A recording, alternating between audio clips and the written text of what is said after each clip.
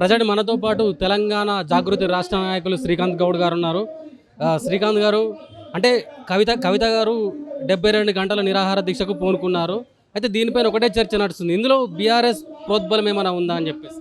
BRS ప్రోద్బలం ఏముంటుందండి? మేము ఇండిపెండెంట్గా తీసుకున్న కార్యక్రమం, దేనికి బీఆర్ఎస్ సంబంధం ఏమీ లేదు.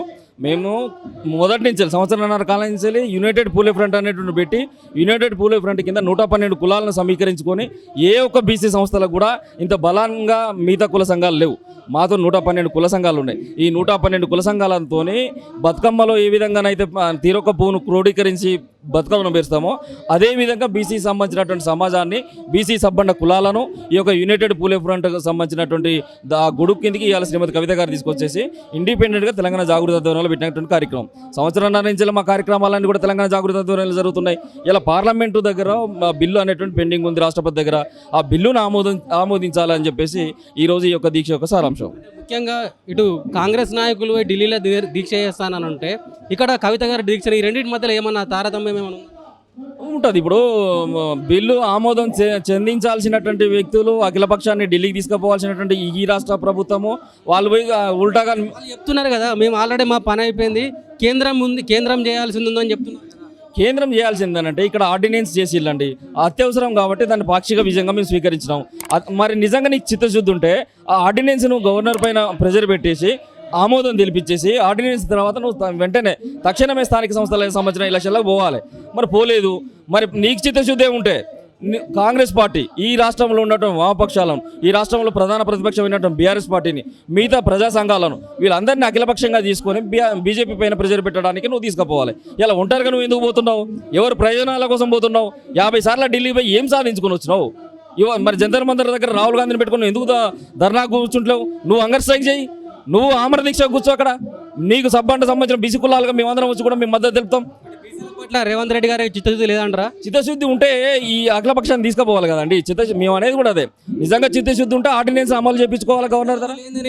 నేను కామారెడ్డి డిక్లరేషన్లో భాగంగా కులగణన చేసిన బీసీలకు 42% కేటాయించని చెప్తాడా? ఇప్పుడు బీజేపీకి అన్అఫీషియల్గా దత్తపుత్రుడు, ఒప్పించుకోవాలంటే ఒప్పించుకోలేలా. ఈ రోజు నేను అడుగుతున్నా, గౌతమ్ అదానీ దగ్గర నుంచి 100 కోట్లు తెచ్చుకోగలుగుతావు. బీజేపీతో లోపాకార ఒప్పందంలో భాగంగా డల్లాస్లో ఒప్పందాలు చేసుకోగలుగుతావు. ఇక్కడ వాళ్ళకి సంబంధించినటువంటి నాయకత్వానికి సిమెంట్ ఫ్యాక్టరీ ఇవ్వగలుగుతావు, స్థలాలు ఇవ్వగలుగుతావు. మరి అట్లాంటిది బీసీ సంబంధించినటువంటి ఆర్డినెన్స్ నీ గవర్నర్ ఆపిండు కదా. నేను ఉదాహరణ అడుగుతున్నా బ్రదర్. నేను అనేది ఏంటంటే నిజంగా చూస్తుంటే నీ బాసు చంద్రబాబు నాయుడు ఉన్నాడు, నీ బాస్ ఎవరికి సపోర్ట్ చేస్తాడు? బీజేపీ సపోర్ట్ ఇస్తాను. మరి మీ బాస్ని అడగవచ్చు కదా. ఇలా బనకచర్లను తీసుకొని తాకట్టు పెట్టినావు నీ బాస్ దగ్గర.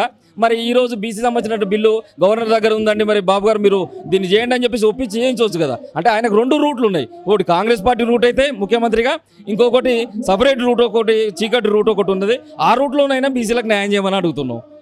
అంటే ఈ 72 గంటల నిరాహార దీక్షతోని బీసీలకు ఏమైనా న్యాయం జరిగే అవకాశం ఏమైనా ఉందంటే ఏం చెప్తారు? 100% జరుగుతుంది. ఎందుకు జరుగుతుంది అంటే పోరాటాలతో పోయేది ఏం లేదు, బానిస సంఖ్యలు తప్పితే అంటారు. కాబట్టి పోరాట రూపాలను ఎంచుకున్నటువంటి పందా ఉన్నటువంటి నాయకురాలు శ్రీమతి కవిత గారు. గతంలో కూడా కేసీఆర్ గారు ఆమర దీక్ష ద్వారానే అక్కడ ఉన్నటువంటి కాంగ్రెస్ పార్టీ అధిష్టానం దిగొచ్చింది, తెలంగాణ రాష్ట్రాన్ని ఇచ్చింది. అదే పందాలో 72 గంటలు తన ఆరోగ్యాన్ని, తన ప్రాణాన్ని పణంగా పెట్టి ఈరోజు శ్రీమతి కవిత గారు బీసీల కోసం ఇంత పవిత్ర యుద్ధం చేస్తూ ఉన్నారు.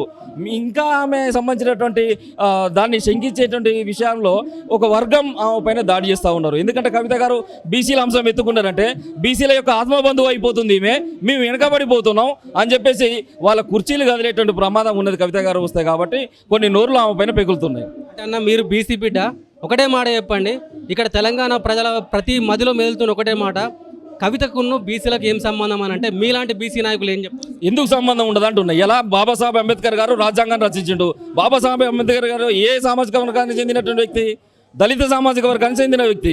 మరి ఈ సబ్బండ కులాల గురించి, ఈ దేశ పరిపాలన గురించి, ఈ పరిపాలన వ్యవస్థ గురించి రాజ్యాంగాన్ని ఎందుకు నిర్మించాడు? అంటే సుదీర్ఘమైనటువంటి ఒక దీర్ఘదృష్టి ఉన్నటువంటి వాళ్ళు, సమాజానికి దిక్సూచిలాగా పనిచేసేటువంటి వాళ్ళు ఎవరైనా కానీ సబ్బండ వర్గాల గురించి ఆలోచిస్తారు, మనిషి యొక్క శ్రేయస్సును కోరుకుంటారు. కేవలం కొన్ని కులాలకు మాత్రమే బీసీ అయితే బీసీ మాట్లాడాలి, ఎస్సీ అయితే ఎస్టీ మాట్లాడాలి, వాళ్ళే మాట్లాడాలి అనేది కాదు. ఏ సమస్య అయినా కానీ ఒక రాజకీయ కోణంలో పరిష్కారానికి వస్తుంది ఈ దేశంలో, ఈ ప్రజాస్వామ్యంలో. కాబట్టి అట్లాంటి ఏమంటారు స్థితిగతులు ఉన్నటువంటి లీడర్ శ్రీమతి కల్వకుంట్ల కవిత గారు ఈ ప్రాంతానికి రేపు రోజున భవిష్యత్తు దిక్సూచి, భవిష్యత్తు తరం నాయకురాలు. కాబట్టి ఆమె అందరికీ సంబంధించినటువంటి హక్కులను తీసుకొని ఈరోజు పోరాటం చేస్తూ ఉంది.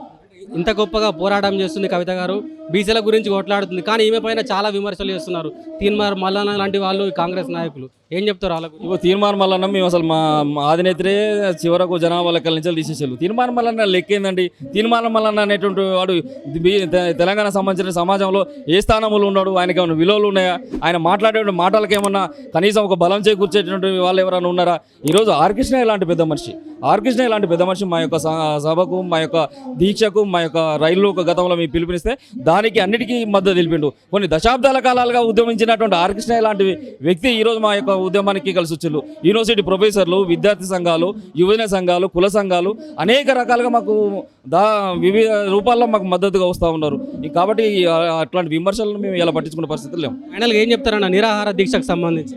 ఖచ్చితంగా విజయ తీరాలకు చేరుతాం. బీసీలకు సంబంధించిన హక్కుల కోసం ఆ విజయ కిరీటం తెలంగాణ జాగృతి ఆధ్వర్యంలోనే ఎగరవేస్తాం.